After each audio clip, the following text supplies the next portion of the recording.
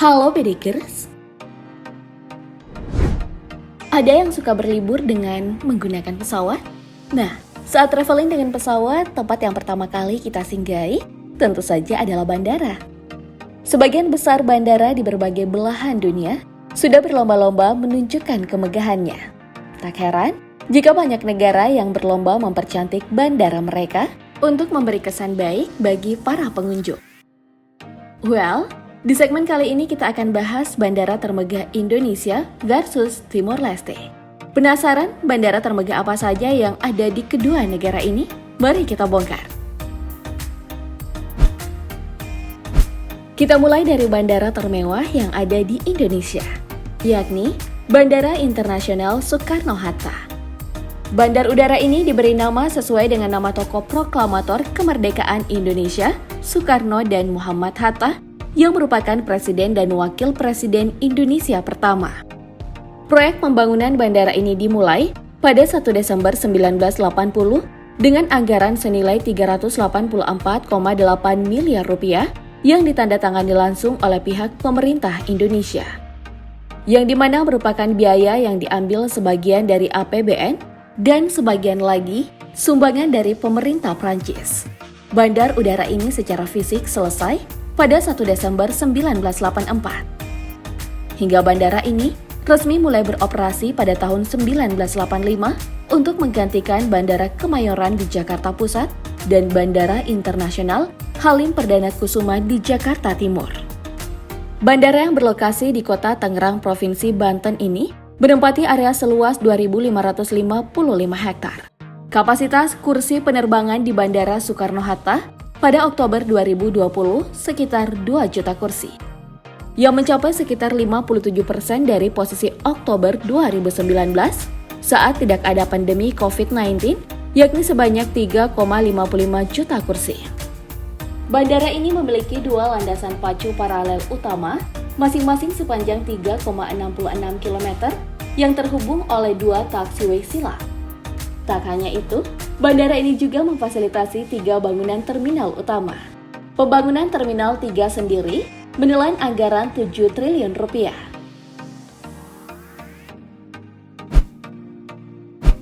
Bandara termegah Indonesia selanjutnya, yakni Bandara Sepinggan Balikpapan. Bandara Sultan Haji Muhammad Sulaiman Sepinggan Internasional ini adalah salah satu bandara ramah lingkungan yang bertema Futuristic Eco Airports. Seperti namanya, bandara ini terletak di Balikpapan, Kalimantan Timur, dan mempunyai fasilitas bandara yang dikelola oleh Angkasa Pura I yang cukup mumpuni dan terintegrasi. Salah satunya ruang tunggu yang nyaman, airport cinema, reading corner, dan masih banyak lagi. Nah, bandara yang dibuka pada tanggal 6 Agustus 1997 ini mempunyai luas 300 hektar dan menelan anggaran senilai 1,6 triliun rupiah saat pembangunan. Jumlah pengunjung bandara internasional ini bisa mencapai 3 juta per tahun loh pedikers. Wow! Masih dari bandara termegah Indonesia, yaitu Bandara I Gusti Ngurah Rai Denpasar. Bagi kamu yang berkunjung ke Bali menggunakan pesawat, pasti pernah merasakan kemewahan Bandara I Gusti Ngurah Rai. Bandara yang meraih banyak penghargaan termasuk bandara terbaik di dunia ini memiliki fasilitas yang beragam, seperti ruang tunggu kelas utama, bank serta jasa penukaran mata uang, pertokoan, dan restoran. Menyandang bandara tersibuk di Indonesia, luas Bandara Ngurah Rai menurut Airport Council International mencapai 296 hektar. Pada 2019 lalu, jumlah pergerakan pesawat di bandara ini mencapai 155.000 dengan 24 juta penumpang per tahun. Bandara tersebut bakal dikembangkan dengan nilai investasi triliun rupiah guna bisa menampung 37 juta penumpang per tahun. Well, kalau yang tadi dari Indonesia, sekarang kita bahas bandara termegah Timor Leste. Pertama ada Bandara Internasional Presiden Nicolau Lobato. Bandara yang dulunya disebut sebagai Bandar Udara Internasional Komoro ini adalah bandara yang terletak di Dili, ibu kota Timor Leste.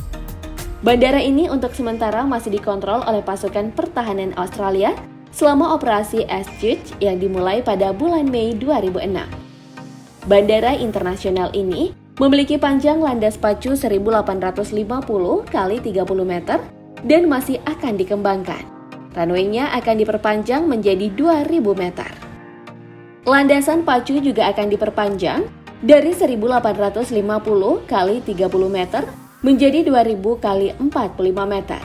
Jika perkembangan trafiknya cukup, akan diperpanjang lagi menjadi 2500 kali 45 meter. Menyeberangi Sungai Komoro, sekarang bandara ini masih melayani penumpang rata-rata 200.000 orang per tahun.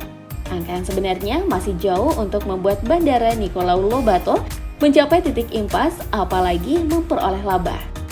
Pemerintah masih ikut memberi subsidi sebelum perkembangan trafik cukup untuk mendapatkan pendapatan bandara.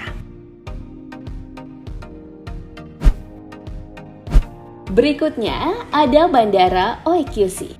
Timor Leste meresmikan pengoperasian bandara terbesar di negaranya, OEQC Airport.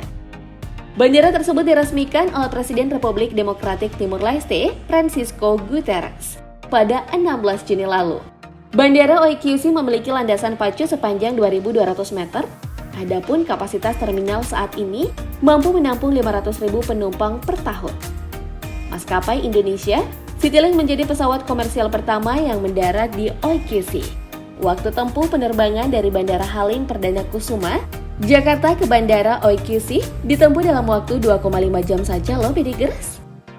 Menariknya, OEQC Airport dibangun oleh PT Wijaya Karya asal Indonesia dengan nilai kontrak mencapai 119 juta US dollar atau sekitar 1,6 triliun rupiah.